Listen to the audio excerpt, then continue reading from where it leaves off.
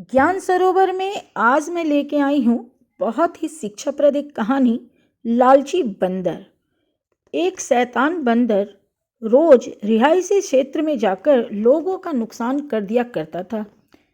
छत पर सूख रहे कपड़े फाड़ देता, घरों से खाने पीने का सामान लेकर भाग जाता। कुछ बच्चों को उसने काट भी लिया था। लोग उससे दुखी हो गए थे और उसे पकड़ने की सभी कोशिशें भी नाकाम हो रही थीं। सभी ग्राम निवासियों ने एक सभा करके विचार विमर्श किया कि बंदर को कैसे पकड़ें।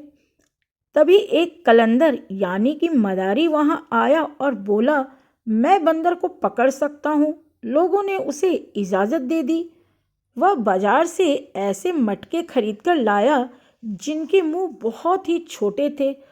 उसने उन सभी घरों में थोड़े थोड़े चने डालकर उन्हें लोगों की छतों पर रखवा दिया।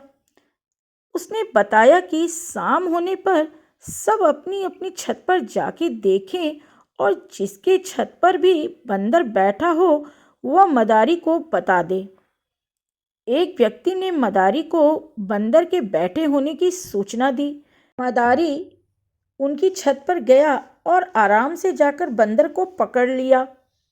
लोगों ने पूछा, चने में ऐसा क्या जादू था कि बंदर तुमने तुरंत पकड़ लिया?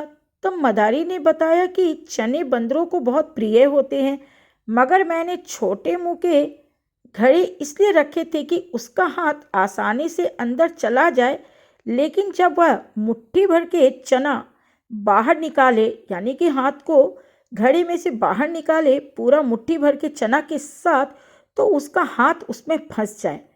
बंदर चनों का लालच छोड़ नहीं पाया, यानी कि चना उसे चाहिए था और उसने चना का लालच किया और उसका हाथ जो है घड़े में फंस गया और मदारी ने उसे पकड़ लिया। तो इसलिए कहा जाता है, इस कहानी से जो हमें शिक्षा मिलती है कि कभी भी हमें किसी लालच में नहीं फंसना चाहिए।